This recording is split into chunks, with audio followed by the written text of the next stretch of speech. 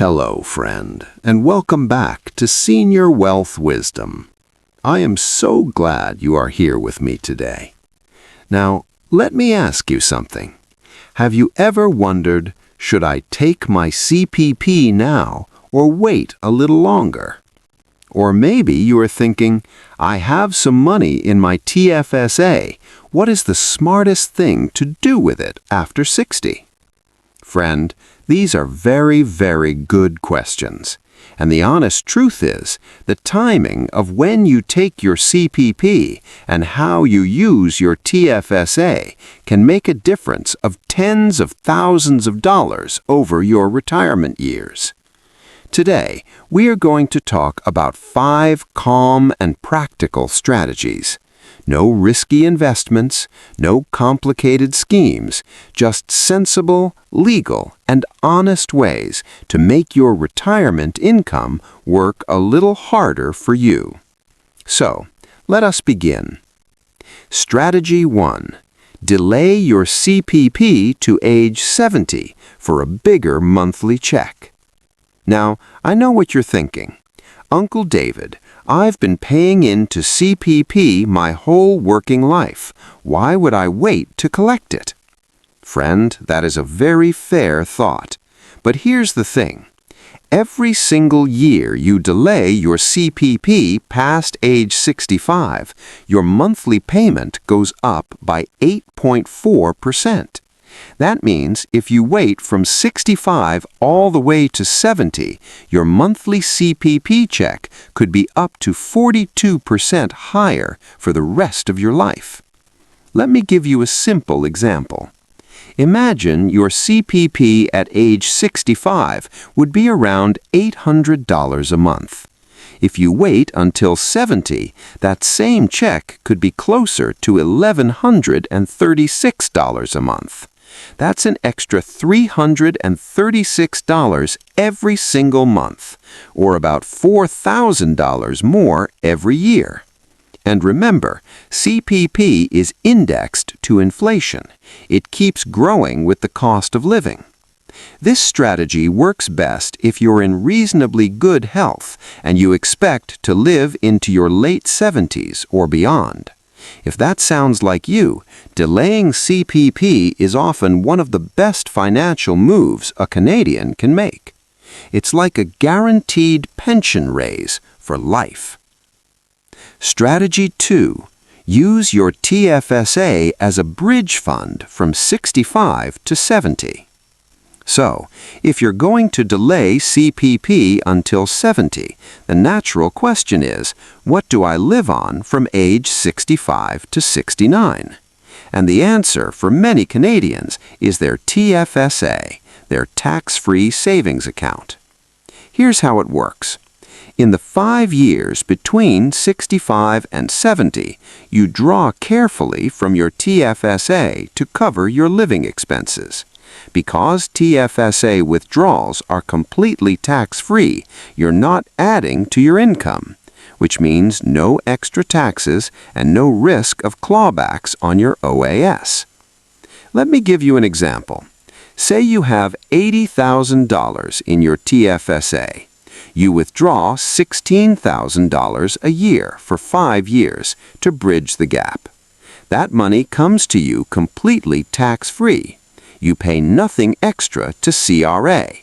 And when your CPP kicks in at 70, it comes in at that higher 42% amount we just talked about. The real beauty here is patience.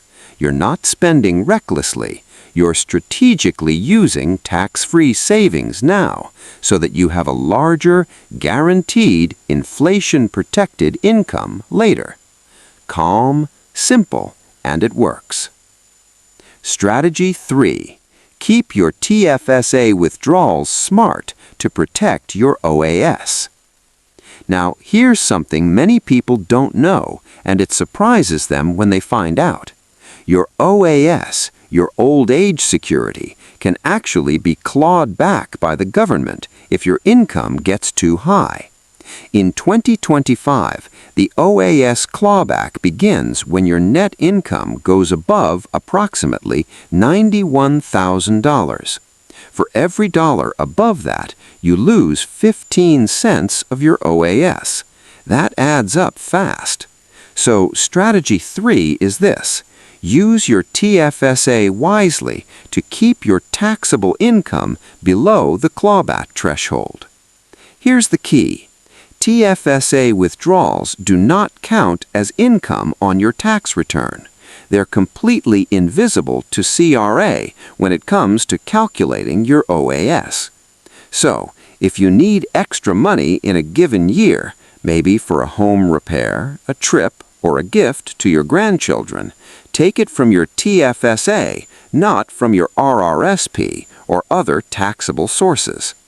For example, imagine you have RRSP income and some investment income that brings you to $85,000 for the year. You need an extra $10,000 for a special expense. If you take that from your RRFI, your income jumps to $95,000 and you start losing OAS. But if you take it from your TFSA instead, your reported income stays at $85,000 and your full OAS is protected. Small choices like this can save you hundreds, sometimes thousands, every single year. Strategy 4. Convert your RRSP to RRIF early and draw slowly for smoother tax planning. Many Canadians wait until they absolutely have to convert their RRSP to RRIF, which is by the end of the year they turn 71. But strategy 4 is this. Consider converting a portion earlier and drawing from it slowly and steadily. Why? Because if you wait until 71 and then suddenly have large mandatory RRIF withdrawals stacking on top of your CPP and OAS, it could push your income into a higher tax bracket, or worse, trigger that OAS clawback we just talked about. By converting your RRSP to RRIF a few years earlier, say at age 67 or 67, and taking modest planned withdrawals each year, you spread that RRSP income more evenly over time. You pay a little tax each year rather than a lot of tax all at once. Here's a simple example. Imagine you have $200,000 in your RRSP. If you start drawing $10,000 a year from an RRIF at age 67, by the time you reach 71, you have already taken out $40,000 in a controlled, tax-friendly way. Your mandatory RRIF withdrawals later are smaller, and your overall tax situation is much more manageable. Think of it like draining a bathtub slowly, rather than pulling the plug all at once. Smooth, steady, and calm. That's the goal. And our fifth and final strategy is one that often gets overlooked, but it's so important for your emotional well-being in retirement. Keep a portion of your TFSA as a dedicated emergency buffer. I recommend at least $10,000 to $20,000 that you simply don't touch unless something unexpected comes up. Why does this matter? Because in retirement, surprises happen. A furnace breaks down, a health expense comes up, a family member needs help. And when those moments arrive, the last thing you want is to be forced to sell an investment at the wrong time, or pull a large amount from your RRIF and trigger a big tax bill. Your TFSA emergency buffer is your quiet safety net.